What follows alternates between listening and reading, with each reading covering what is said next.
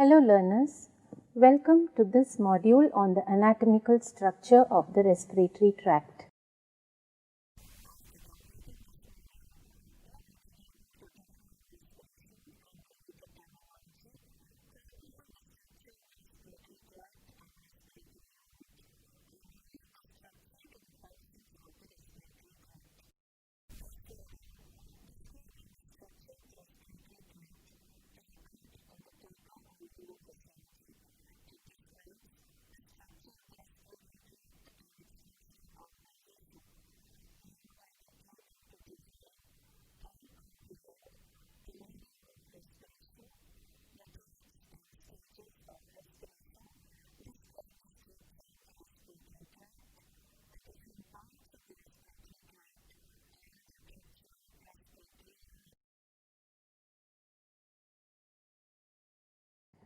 If I ask you what is respiration, I am sure all of you would answer that respiration is a vital process. Yes, respiration is a vital process, and it is believed that the process of respiration began during creation itself, when God Himself breathed into the nostrils of man to make man a living being. By definition, what is respiration? You may recall, even from your memory in school, a good definition for the term respiration. Nevertheless, in the simplest terms, respiration is the process by which oxygen is breathed in and carbon dioxide is breathed out. It is the vital process of gaseous exchange between the environment and the organism by which oxygen from the atmosphere is delivered to the tissues and carbon dioxide from the tissues is sent back into the atmosphere. From the picture here, you can clearly see that respiration occurs in two phases, namely inspiration or inhalation, during which air enters the lungs from the atmosphere, and expiration or exhalation, when air leaves the lungs. You may also remember that during normal or tidal breathing, inspiration is an active process and expiration is passive. So now we understand that respiration is a vital process of gaseous exchange by which oxygen is inhaled and carbon dioxide is exhaled. Next, we will go on to the types of respiration. Respiration is categorized into two types, namely external respiration, which involves the exchange of respiratory gases between the lungs, that is the alveoli, and blood, and internal respiration, which involves exchange of gases between blood and tissues. Now, the process of respiration proceeds in four phases. You can see here a simplified diagram of the four phases of respiration. In phase 1 or ventilation phase, there is a pulmonary ventilation or gaseous exchange between atmospheric air and pulmonary capillary blood. In the second phase or transport phase, oxygen is transported from the lungs to the tissues. In the third phase or exchange phase, there is actual gaseous exchange between systemic blood and tissues. And in the fourth or the last phase, when oxygen is delivered to the tissue for metabolism of foods to produce energy and carbon dioxide produced in the tissues is removed from the tissues. This phase is called the tissue phase. It is also called as cellular respiration. Now I hope you have comprehended the types and phases of respiration. Let us now move on to the actual anatomical structure of the respiratory tract. We move on to the second question now. What is meant by the respiratory tract? The respiratory tract is in fact a series of conducting passages for the air from the atmosphere to the lungs and back. By definition, the anatomical structure through which air moves in and out is called the respiratory tract or the respiratory system. From the illustration here, you can see that the respiratory tract begins with the nose and ends with the most terminal alveoli in the lung parenchyma. It consists of the nose or nasal cavity, pharynx, larynx, trachea, bronchi, and finally the lungs. Depending upon its structure and functional anatomy, the respiratory tract is demarcated into two distinct parts. The first part, as you can see from the diagram, is the upper respiratory tract or the URT, which extends from the nostrils to the vocal cord, including the paranasal sinuses, glottis, pharynx and the larynx. And the second part, namely the lower respiratory tract or the LRT, extending from the vocal cord to the alveoli, that is the trachea, airways and the alveoli. The respiratory apparatus or the entire part where the mechanism of respiration takes place, however, also includes the thoracic cavity and the associated skeletal muscle and the muscles of respiration. Now coming to the first region, that is the upper respiratory tract, it humidifies the inspired air and raises it to attain body temperature by the time it reaches the trachea. It consists of the nostrils, the paranasal sinuses, the pharynx and the larynx. Now let us see about the first region or the nostrils. The nostrils contain the olfactory epithelium and perform the function of olfaction or smell sensation. The nostrils usually filter particles greater than 10 microcentimeters. The nostrils also make some nasal secretions. These secretions contain immunoglobulins and interferons, and these secretions can kill microbes which enter the nasal cavity. Here you must understand that though the volume of the nostrils is only 20 milliliters, yet the cross-sectional area is increased several times by the nasal turbinates. Nasal turbinates are the bone and soft tissue inside the nose. There are three nasal turbinates, the superior, middle and inferior, and these increase the area inside the nostrils. The nostrils account for 50% of resistance to airflow in the respiratory system, and this resistance is increased during viral infections like common cold.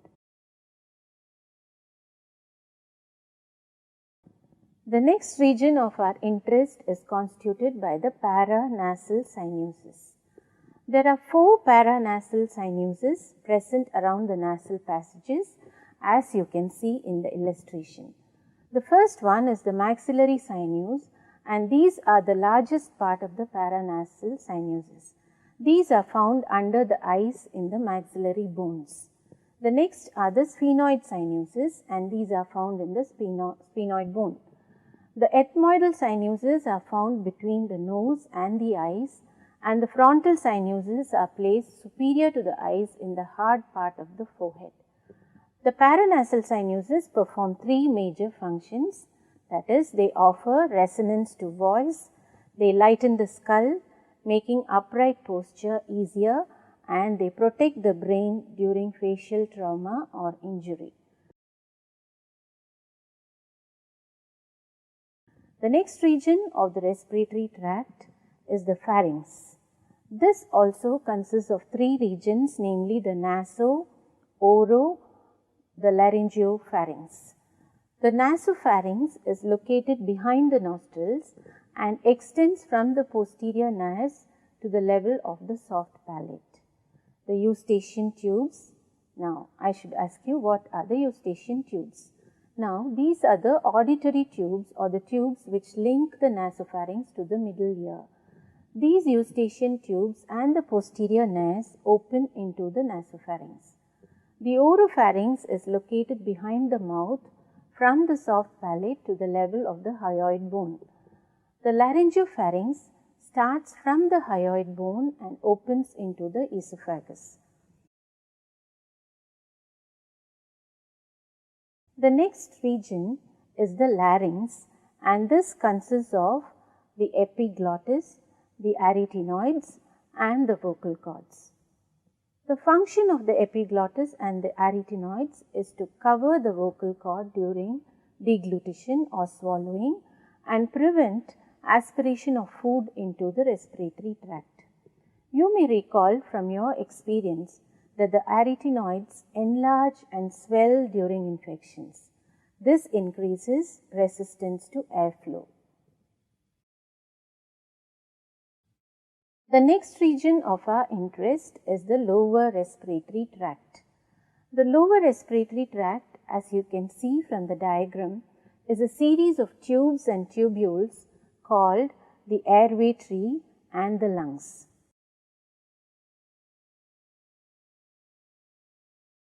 A series of branching tubes constitute the airway tree. The main airway is constituted by the trachea, which is a cartilaginous and membranous tube of about 10 or 11 centimeters long. It is nearly cylindrical, flattened posteriorly with an external diameter of about 2 centimeters in the adult male and 1.5 centimeters in the female. It is kept patent by incomplete C-shaped rings of cartilage on its anterolateral wall, which keeps the air tube open, as you can see in the diagram. The trachea branches into two principal bronchi. Each bronchi enters a lung and branches several times into progressively smaller bronchi and bronchioles. This system of tubes is called the tracheobronchial tree. The progressively branching tubules are denoted by their generation numbers. The trachea is called the zero generation, the right and left bronchi being the first generation, and so on in increasing order of numbers or integers. As the generation number increases, you can observe the following changes in the tubes. The diameter of the airways decreases, making them narrower and shorter. The amount of cilia also decreases progressively. The number of mucus secreting cells decreases. The quantity of submucosal glands become less, and the amount of cartilage in the tubular wall decreases. The airways progressively branch 23 times, constituting 23 generations of airways. You can observe from the diagram that they form the conducting zone or the conducting airways and the respiratory zone. The conducting airways get its name because of the function it performs. It moves the air by convection into the gas exchange area of the lungs, and therefore it is called as the conducting zone. This zone is formed by the trachea and the first 16 generations of airways, namely the trachea, bronchi and bronchioles. In this zone, the inspired air is warmed and humidified. The air is evenly distributed into the deeper parts of the lungs. This area also provides non-specific defense system of the body by way of removing dust, bacteria and harmful gases from the respiratory tract. Another important feature of the conducting zone is the amount of cartilage they contain. This affects their physiological function. The first 4 generations of the conducting zone contain substantial amount of cartilage. The cartilage prevents the collapse of these airways even though there are changes in thoracic pressures. The amount of cartilage is present up to the 10th generation, and these tubes are referred to as the bronchi. In bronchioles, cartilage is totally absent. The smallest airways in the conducting zone are the terminal bronchioles. These bronchioles lack cartilage. Even then, the elasticity of the lung tissue maintains their patency and they are suspended in the elastic tissue of the lung parenchyma. Now, we come to an important point, that is the anatomical dead space. The region up to the 16th generation of airways is called the anatomical dead space. Do you know why? It is because there are no alveoli up to the 16th generation of airways and hence no gaseous exchange can occur in this region of the conducting zone. Therefore, by definition, the volume of respiratory tract starting from the nose to the 16th generation of airways is called the anatomical dead space. The next region we have to see about is the respiratory zone. As I told you earlier, the airway tree has two distinct regions, the conducting zone and the respiratory zone. From the figure, you can see that the last 7 generation of airways form the respiratory zone and are the site for gaseous exchange. This zone is formed by the respiratory bronchioles, alveolar ducts and the actual alveoli. Alveoli are seen on bronchioles from the 17th generation onwards, and the bronchioles from the 17th to 19th generation are called as the respiratory bronchioles. The alveoli descend into the lungs and with their descent the generation number increases. Generations 20 to 22 are the alveolar ducts which finally terminate in the alveolar sac or the 23rd or the last generation. Now, let us stop for a minute and summarize our knowledge on the respiratory tree. You can refer to the diagram and see for yourself that the main airway tree is formed by the trachea. Recall that it is generation 0. It divides into the right and left principal bronchi, generations 1 to 16. 0 to 16 forms the conducting zone. It has substantial cartilage but no alveoli whatsoever. Region with no gaseous exchange and therefore called as the anatomical dead space. Tubes 17 to 19 are called as the respiratory bronchioles. These contain less cartilage, more alveoli. Ducts 20 to 22 are called as the alveolar ducts. They also contain no cartilage and more alveoli. And finally, generation 23 is formed by the alveolar sacs. From generation 17 to generation 23, they form the respiratory zone.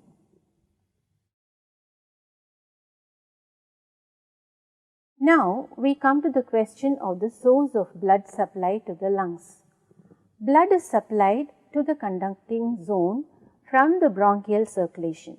The bronchial circulation is fed by the bronchial artery. The bronchial artery originates from the descending aorta. The lungs have an intricate and extensive capillary network which occupies about 80% of the alveolar surface areas. The capillaries bring the blood from the pulmonary circulation into close proximity with the alveolar air, and this helps in the easier diffusion of gases through the alveolo-capillary membrane. The alveolus, as you know, is the functional unit of gas exchange. There are about 400 million alveoli present in both lungs in adults. The diameter of the alveoli ranges from 75 to 300 millimeters, resulting in a total surface area of about 50 to 100 square meters. This, you might be surprised, is roughly the size of a tennis court. This makes the alveoli one of the largest biological membranes in the body. The blood is drained from the alveolar apparatus by the pulmonary veins.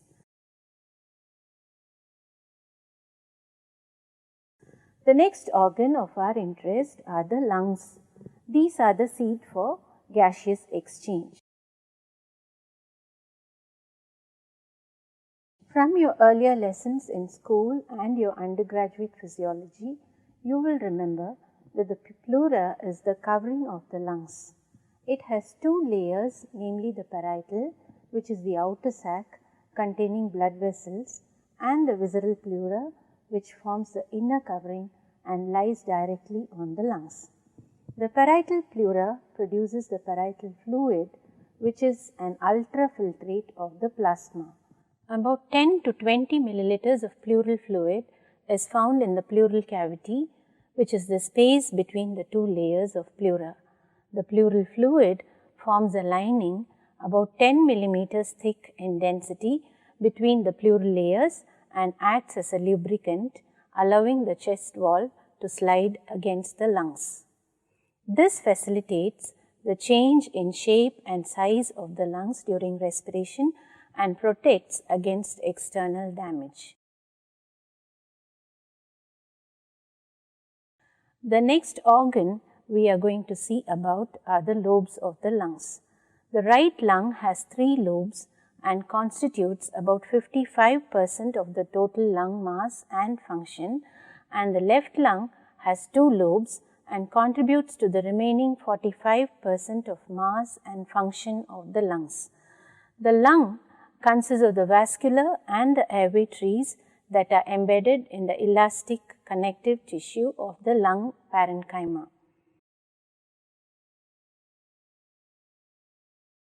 The next aspect of our study are the bronchopulmonary segments. The bronchopulmonary segment is that part of the lungs which is supplied by a segmental bronchus. There are about 10 bronchopulmonary segments in the right lung and 9 in the left lung. These are the apical, posterior, anterior, lateral, medial, superior, medial basal, anterior basal, lateral basal, and posterior basal segments. Each bronchopulmonary segment is a single functional unit.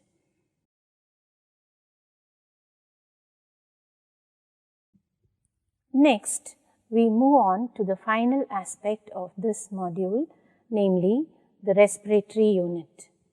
The respiratory unit is the terminal part of the respiratory tree wherein the actual exchange of gases takes place.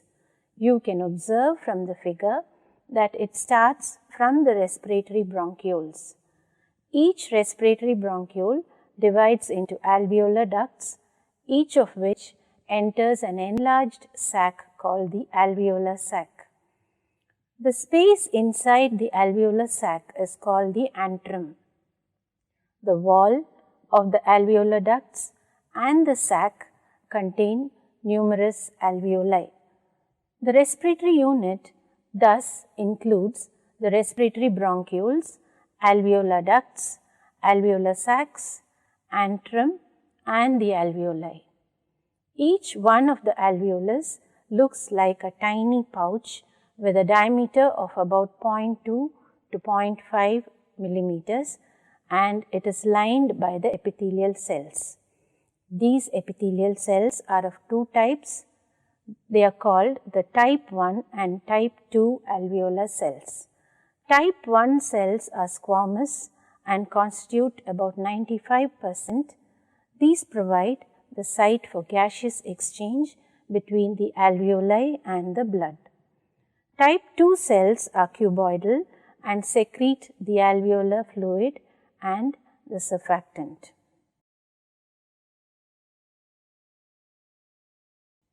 Now I think you can recall that the alveolo-capillary membrane is a dual membrane formed by the membranes of the alveolus and the capillary tuft or the network surrounding it. So this membrane is called as the respiratory membrane. The respiratory membrane thus is the membranous structure through which gaseous exchange takes place. The capillaries in the lungs form a network beyond the terminal bronchiole in the respiratory unit. These capillaries are formed by endothelial cells. The alveolar and the capillary membrane together form the respiratory membrane, and the membrane separates the air in the alveoli from the blood in the capillary. This respiratory membrane has a surface of about 70 square meters and a thickness of about 0.5 5 microns and thus the fundamental unit of filtration in the lungs. To conclude, respiration is a vital process. Its initiation denotes the beginning and its cessation the end of life. It operates through a complex group of organs, tissues and chemical substances which facilitate the physical movement of air inside the air passages and those which help in the transfer of gases between blood and air.